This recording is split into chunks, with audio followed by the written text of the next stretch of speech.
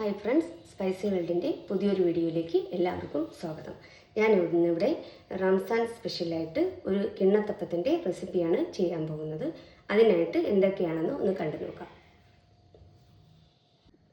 ഇതിനായിട്ട് ഞാനിവിടെ ഒരു അര കപ്പ് വറുത്ത അരിപ്പൊടി എടുത്ത് വെച്ചിട്ടുണ്ട്. അത് നമുക്ക് മിക്സിയുടെ ജാറിലേക്ക് ഇട്ട് കൊടുക്കാം. ഇത് നമ്മൾ പത്തിരിക്കും അപ്പത്തിനും ഒക്കെ എടുക്കുന്ന അരിപ്പൊടിയാണ്. മാവെടുത്ത അതേ അളവ് തന്നെ അര കപ്പ് പഞ്ചസാര കൂടെ ചേർത്ത് കൊടുക്കാം. ഒരു മുട്ട, 2 ഏലക്ക, 2.5 കപ്പ് പാലെടുത്ത് വെച്ചിട്ടുണ്ട്. അത് കുറേശ്ശായിട്ട് നമുക്കിതിലേക്ക് ചേർത്ത് ഒന്ന് മിക്സ് ചെയ്തെടുക്കാം.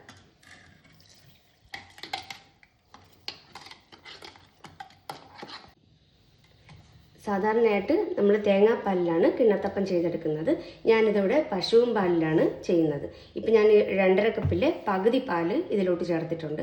ഇത് നമുക്ക് മിക്സിയിലൊന്ന് അടിച്ചെടുക്കാം. എന്നിട്ട് ബാക്കി പാലോട് ചേർത്ത് മിക്സ് ചെയ്യാം. ഞാനിതിവിടെ നന്നായിട്ട് തന്നെ അടിച്ചെടുത്തിട്ടുണ്ട്.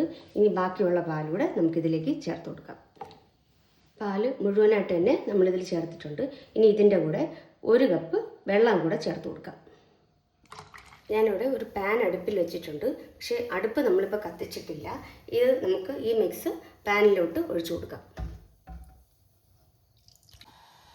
ഇനി നമുക്ക് അടുപ്പ് കത്തിച്ചു കൊടുക്കാം. സാധാരണയായിട്ട് നമ്മൾ ആവിയിലാണ് കിണ്ണത്തപ്പം ചെയ്തെടുക്കുന്നത്. ഞാനിവിടെ അടുപ്പിൽ വെച്ച് കുറുക്കിയാണ് എടുക്കുന്നത്. നമുക്കിത് കൈ എടുക്കാതെ തന്നെ നന്നായിട്ട് ഇളക്കി കൊടുപ്പിക്കാം. മീഡിയം ടു ഹൈ ഫ്ലെയിമിൽ വെച്ച് വേണം നമ്മളിത് ചെയ്യാനായിട്ട്. ഇതിവിടെ നന്നായിട്ട് തന്നെ കുറുകി വന്നിട്ടുണ്ട്. ഇനി നമുക്ക് ഇതിലേക്ക് 1 സ്പൂണ് നെയ്യ് കൂടെ ചേർത്ത് കൊടുക്കാം.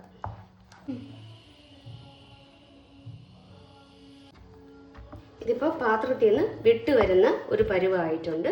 ഇനി നമുക്ക് ഫ്ലെയിം ഓഫ് ചെയ്ത് ഒരു പാത്രത്തിലേക്ക് നേരത്തെ തന്നെ ഇവിടെ ഒരു പാത്രത്തിൽ നെയ്യ് തടവി വെച്ചിട്ടുണ്ട്. നമുക്ക് ഈ മിക്സ് ഇതിലോട്ട് ഒഴിച്ചു കൊടുക്കാം. കംപ്ലീറ്റ് ആയിട്ടും നമ്മൾ ഇതിൽ ഒഴിച്ചിട്ടുണ്ട്. ഇനി ഒരു നെയ്യ് തടവിയ സ്പൂണ് കൊണ്ട് നന്നായിട്ടൊന്ന് സ്പ്രെഡ് ചെയ്ത് കൊടുക്കാം. ഇതിവിടെ ഒരു പ്ലേറ്റിൽ നമ്മളാക്കി വെച്ചിട്ടുണ്ട്. ഇനി ഇത് തണുക്കാൻ ഒന്ന് വെയിറ്റ് ചെയ്യണം. തണുത്തതിന് ശേഷം നമുക്കിതൊന്ന് കട്ട് ചെയ്തെടുക്കാം. ഇതിവിടെ നന്നായിട്ട് തന്നെ തണുത്ത് വന്നിട്ടുണ്ട്. ഇനി നമുക്ക് ഇത് മറ്റൊരു പാത്രത്തിലേക്ക് ഒന്ന് ഇളക്കി വയ്ക്കാം. അതിനായിട്ട് ആദ്യം നമുക്കിതിൻ്റെ സൈഡൊന്ന് വിടയിച്ചു കൊടുക്കാം. ഇത് നമുക്ക് മറ്റൊരു പാത്രത്തിലേക്ക് ഒന്ന് മറിച്ചിടാം.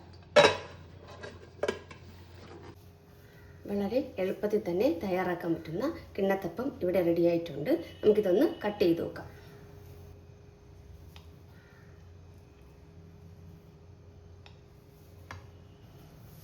വളരെ ടേസ്റ്റിയും സോഫ്റ്റുമായിട്ടുള്ള കിണ്ണത്തപ്പം ഇവിടെ റെഡി ആയിട്ടുണ്ട്. ഈ റെസിപ്പി ഇഷ്ടമായാൽ എല്ലാവരും ഒന്ന് ട്രൈ ചെയ്ത് നോക്കണം. അതുപോലെ നിങ്ങളുടെ കൂട്ടുകാർക്ക് ഒന്ന് ഷെയർ ചെയ്യണം. ലൈക്ക് ചെയ്യാനും സബ്സ്ക്രൈബ് ചെയ്യാനും മറക്കരുത്.